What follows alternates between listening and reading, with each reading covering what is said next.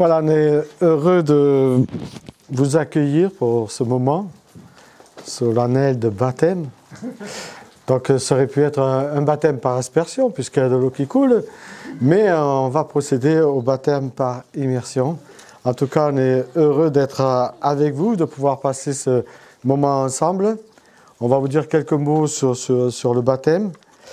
Donc on remercie la famille qui nous accueille pour ce temps de joie, ce temps de fête, où nous voulons ensemble entourer notre chère Lauriane. Lauriana, pardon. Ben, vous voyez, je vous ai réveillé. En fait, je ne savais pas comment vous réveiller et j'ai dit je vais le faire. Ben, je m'en sors bien. Donc, quelques mots sur le baptême pour ceux qui pourraient être un peu surpris ou qui sont là pour la première fois ou qui n'ont pas vu de baptême par aspersion, puisqu'il est question d'un baptême par aspersion.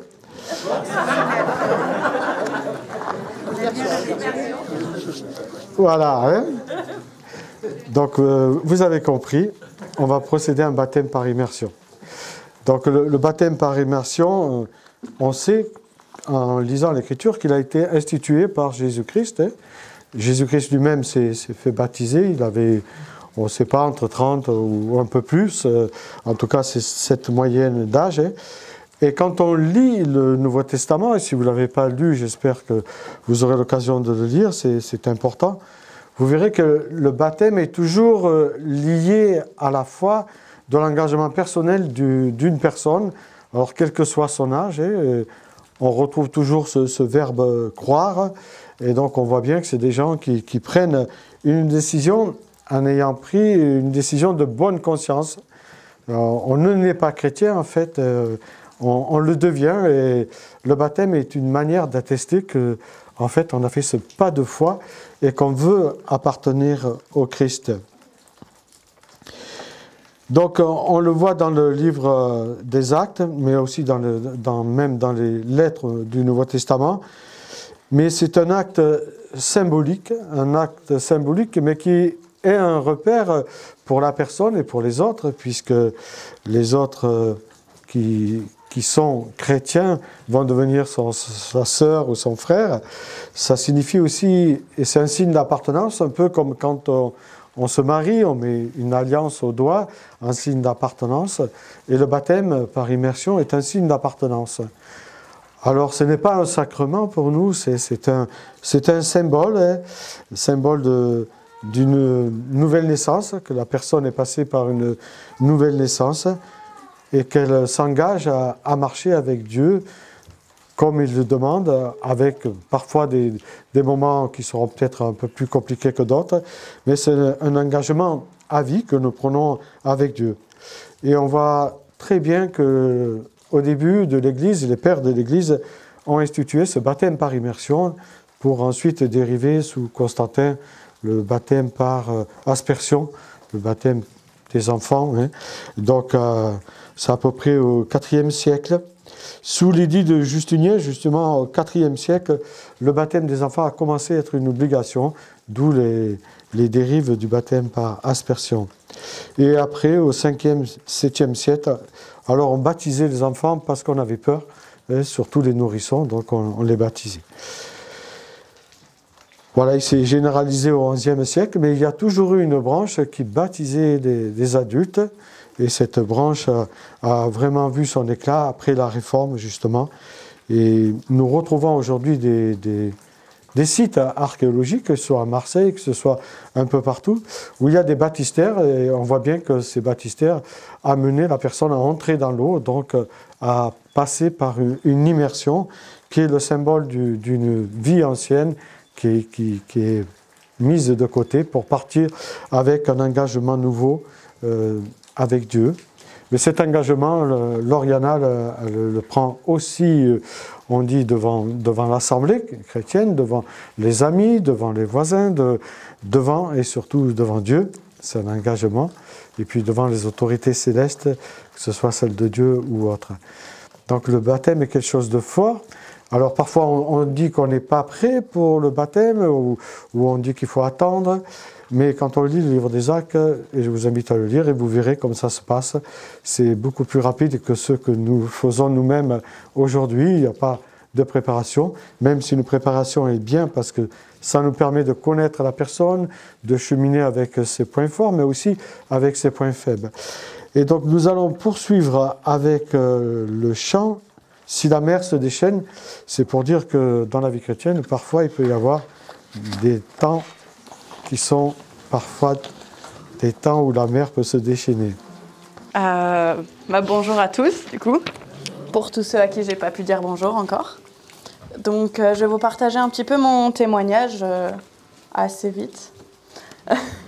Donc, j'ai grandi dans une famille de 4 enfants aimantes, et donc j'ai reçu une éducation chrétienne depuis toute petite. Très jeune, je me suis retrouvée assez seule à la maison. Mes frères et sœurs, ils étaient tous partis pour leurs études, ayant en moyenne 10 ans d'écart avec mes frères et sœurs. Jeune, je ne m'intéressais pas vraiment à la religion, j'allais à l'église, mais bon, sans plus, quoi.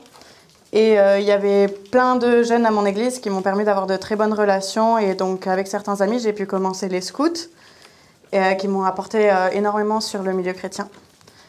Au collège, j'ai commencé à m'intéresser davantage au monde, principalement avec des relations amicales et amoureuses pas très saines. Suite au Covid et après le premier confinement, je suis rentrée au lycée. Et ça a été un moment assez difficile et déstabilisant pour moi, car j'ai perdu tous mes appuis. Je me suis retrouvée sans mes amis du collège. J'ai changé de groupe scout pour ouvrir le groupe de Montélimar. J'ai arrêté la musique, etc. Donc je me suis retrouvée seule, sans modèle, sans les personnes en qui j'avais confiance et mes bons amis. Et je devais donc être le modèle pour des plus jeunes. Donc ça changeait brutalement pour moi. Donc très vite, j'ai commencé un rythme irrégulier entre le stress, la fatigue, le lycée à mi-temps, les amitiés pas très saines. Et j'ai commencé à engendrer des manques de confiance en moi, des troubles du comportement alimentaire et une peur constante d'aller en cours. Entre-temps, je suis allée au MAFKING, donc un camp de formation scout, pour ceux qui ne connaissent pas. Et en fait, je me sentais bien. J'ai pu retrouver mes amis de Valence, de mon groupe scout de Valence, et retrouver un peu mes bases qui m'a permis de me rapprocher de Dieu. Mais en rentrant, je suis retombée directement dans tout ce que j'avais dit avant. J'ai recommencé à manger très peu, à faire tout mon possible pour ne pas aller en cours et pour ne pas sortir de chez moi. C'est donc à ce moment-là où j'ai décidé de demander de l'aide à Dieu sans vraiment y croire, sans comprendre pourquoi c'était si compliqué de vivre une vie normale aussi belle que tous ceux qui m'entouraient, pensant être complètement seule et faible. Petit à petit, grâce à l'aide de ma famille, des scouts et de l'église, j'ai pu réussir à m'en sortir en quelques mois, pas très long. Et ça m'a permis de me rendre compte que Dieu est tout-puissant. Je suis donc éloignée de toutes les personnes qui me tiraient vers le bas pour consacrer ma vie au Seigneur, favoriser des vraies relations saines avec ceux qui partagent les mêmes valeurs que moi et aider les jeunes aussi avec des colos, des camps scouts et autres qui pourraient se confronter donc aux mêmes épreuves. J'ai donc passé mon fin de lycée à apprendre à m'aimer, à retrouver un mode de vie plus sain. À la fin de mes années de lycée, ne sachant pas trop ce que j'allais faire après avoir été refusée dans les écoles que je voulais, j'ai donc décidé de remettre mon année entre les mains du Seigneur, ce qui n'a pas failli. Donc j'ai pu me rendre compte qu'il avait vraiment un plan pour moi, qu'on n'est jamais déçu de ce qu'il peut nous réserver. J'ai donc travaillé avant de partir quelques mois aux États-Unis, où j'ai pu faire plein de nouvelles choses. J'ai donc travaillé... Je reprends la phrase d'avant. Donc j'ai pu, par rapport à la foi, j'ai pu travailler dans une mission chrétienne. J'ai pu aller dans des forums missionnaires, j'ai pu aller dans de nombreuses églises, faire de belles rencontres et découvrir la splendeur de la création. Et j'ai conscience que j'ai encore vu très peu de la bonté de Dieu, mais je lui fais confiance car je sais que ses plans sont plus grands et plus beaux que les miens. Voilà, merci.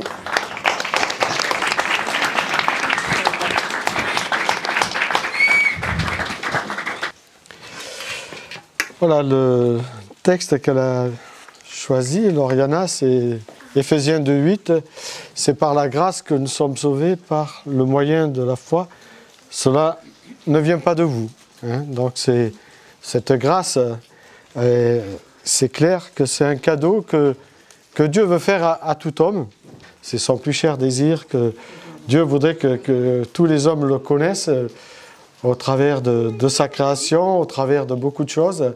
Dieu se manifeste. Cette grâce est un cadeau et la Bible nous dit que c'est un cadeau immérité. On n'a rien mérité en fait.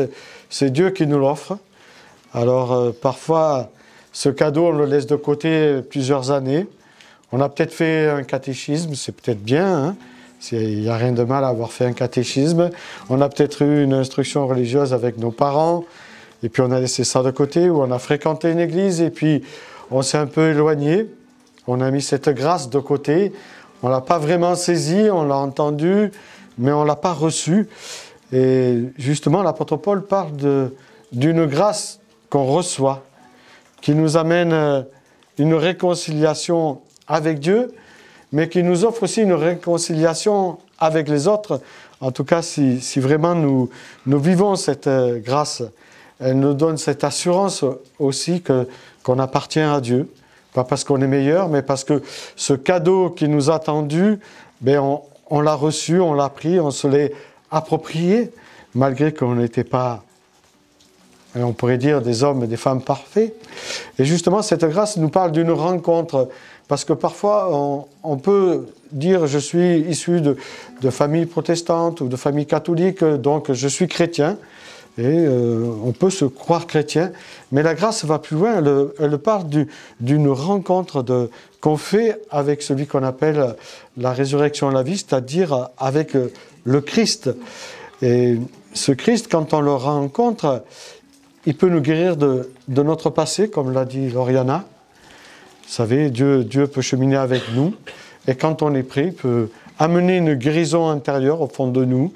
Ça peut être ce qu'elle a parlé, mais ça peut être beaucoup d'autres choses. Ça peut être des choses qu'on peut être aussi dépendant. Et justement, la grâce nous donne cette puissance, cette force de laisser de côté toutes ces choses-là pour aller vers le Christ. Et en fait, on peut dire que ce vase émotionnel qu'on cherche à remplir par quelque chose, Dieu va le remplir par son amour, si vraiment on l'accepte dans notre vie. Et à partir du moment où on vient à Dieu, où on lui confesse son péché, Dieu nous dit que nos péchés, il les met au fond de la mer. En fait, il écrit une nouvelle page, il veut écrire une nouvelle page avec nous. Peut-être qu'on n'est pas prêt à écrire cette page encore, mais ce qui est sûr, c'est que quand on écrit cette page avec lui, alors tout change. Notre vie prend un autre sens, elle prend un autre goût, elle prend aussi le goût d'une aventure avec Dieu, parce que comme on l'a chanté, il peut y avoir des moments aussi qui sont compliqués dans la vie, mais la différence du chrétien et du non-chrétien, c'est que Dieu nous accompagne, et il peut nous relever aussi. Et dans sa parole, Dieu nous dit qu'il voudrait que, en fait, tous les hommes soient sauvés. Et si on est là après-midi, je ne crois pas qu'il y ait un hasard. Dieu permet qu'on soit là. Il veut nous parler aux uns aux autres d'une manière ou d'une autre. Alors cette voix, on l'entend, cette voix, on peut l'occulter, on peut se boucher les oreilles, dire c'est pas pour moi, c'est religieux. Mais la Bible va plus loin qu'une religion. Elle parle d'une relation que l'on peut avoir avec celui qui a donné sa vie pour nous, afin que quiconque, justement, et ce quiconque, ça peut être n'importe qui, croit en lui et la vie éternelle. Lauriana a vécu cette grâce, mais la grâce n'est pas aussi une excuse et un prétexte pour faire n'importe quoi. Et Romains 6 nous en parle, c'est pas parce qu'on est sauvé par la grâce qu'on va vivre n'importe comment. Non, on demande à Dieu justement de vivre comme sa parole nous l'indique. Et c'est vrai que c'est pas toujours simple, pas toujours facile pour nous, mais la puissance de la grâce peut nous aider à marcher comme cela. Elle peut nous aider à apprendre à aimer notre prochain, à aimer même celui ou celle qui nous a fait du tort. La grâce, c'est quelque chose qui est merveilleux parce qu'on le reçoit, et quand on le reçoit, elle nous donne cette force qu'on ne comprend pas. Il y a des gens qui ont reçu la grâce et qui ont arrêté directement de fumer. Moi, je ne peux pas en parler, je n'ai jamais fumé. Mais je sais que les gens qui ont vécu cette expérience-là ont été délivrés d'un coup parce qu'ils ont reçu la grâce. La grâce n'est pas aussi quelque chose qui nous fait rentrer dans le « il faut » ou « on doit », dans un certain légalisme qui nous enfermerait dans des lois. Non, elle est là pour nous amener une relation amoureuse qu'on peut avoir avec le Christ. Et cet engagement est sérieux, c'est un engagement que l'on prend devant les uns et les autres, un engagement aussi qui est à vie. Et c'est une question que Dieu nous pose à nous. Est-ce est-ce que vraiment tu as fait ce pas de foi avec moi? Est-ce que vraiment tu as cette assurance du salut si jamais tu devais quitter ce monde? Parce que ce monde, tôt ou tard, nous allons le quitter, nous le savons, hein? Mais l'essentiel, c'est d'être préparé. Certains ont et se font baptiser encore aujourd'hui au péril de leur vie. Et c'est pour cela qu'on peut se poser la question, où ces gens sont complètement à côté de la plaque, ou alors ils ont vécu quelque chose avec Dieu qui leur permet d'outrepasser la peur, d'outrepasser la souffrance ou la persécution. Et c'est cela la grâce. La grâce nous donne cette force d'affronter les difficultés d'une autre manière. Et moi, je vous inviterai justement à lire la Bible, à découvrir qu'est-ce qu'est la grâce, pour que justement vous puissiez avoir cette relation avec Dieu, comme elle a parlé Lauriana. Elle avait entendu parler de Dieu. On peut entendre parler de Dieu, que ce soit quand on a été jeune ou moins jeune, ou par des collègues de travail. Mais ce qui est important, c'est un jour de le rencontrer. Et Dieu veut se révéler à quiconque a le désir de le rencontrer. Alors bien sûr, il peut nous déranger dans notre vie, parce que ce qui est écrit dans la Bible, parfois, est en contradiction avec ce qu'on entend ou ce que l'on voit autour de nous. Mais Dieu peut nous aider justement à outrepasser tout cela et nous donner la force d'aller plus loin avec lui.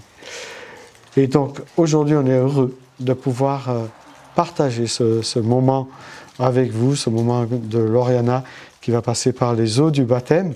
Mais avant, on va justement chanter un chant qui parle de tout donner. Vous savez, le chant, parfois on chante, on ne fait pas attention aux paroles, et pourtant les paroles, elles ont un sens. Quand on chante, on dit c'est quelque part s'adresser à Dieu, hein, c'est prier à Dieu.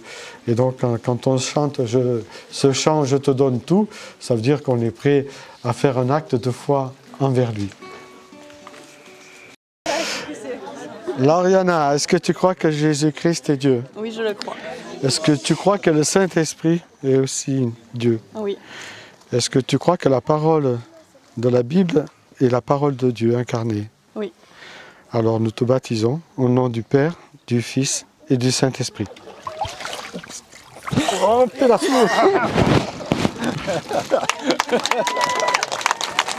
On va prier pour toi. Donc je vais demander à Jeff. Vous voyez Jeff là?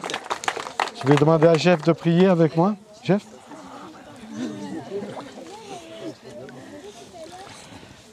Tu veux que je vienne au bord? Ouais, on va se mettre au bord. On va se mettre au bord et on va prier pour toi. Tu peux mettre la main sur ta fille. Hein? C'est bien. Voilà. C'est bien. Seigneur notre Dieu, nous te remercions pour ce temps avec Lauriana, pour cette décision qu'elle a prise de marcher avec toi. Nous te prions de la bénir, de l'accompagner dans les bons comme les moments difficiles. Nous te prions aussi de la garder, de lui donner d'être toujours ce témoin que tu veux qu'elle soit, afin qu'elle brille comme tu le demandes à chacun de nous, qu'elle puisse être un parfum de bonne odeur pour son prochain et que tu lui donnes cette force d'aller de l'avant, malgré les difficultés qu'elle pourrait un jour rencontrer. Nous te demandons aussi ta protection divine sur elle, en te demandant qu'elle soit source de bénédiction pour les uns comme pour les autres. Nous te la portons dans le nom de Jésus-Christ. Amen. Attends, il va prier. Oui, Seigneur, on veut vraiment te remercier pour cet engagement de Lauriana, Seigneur. On veut te demander d'être avec elle tout au long de sa route, Seigneur. Ouais. Que tu la bénisses dès aujourd'hui, comme tu l'as déjà fait de nombreuses reprises, que tu sois à ses côtés et que tu l'accompagnes, Seigneur. Merci pour ce choix extraordinaire. Merci de nous permettre aussi d'être là avec elle. Et on te la remet entre tes mains, Seigneur, pour tout le reste de sa vie. Dans le nom de Jésus. Amen. C'est bon? Amen. Oui. Voilà, on va tous vous arroser, toi. Champ d'ortie ou champ de blé, choisiras-tu le partage ou voudras-tu tout garder? Seras-tu lumière du monde ou lourd fardeau à traîner? Seras-tu graine féconde ou germer. Seul tu traces ta route, la voie où tu vas t'engager.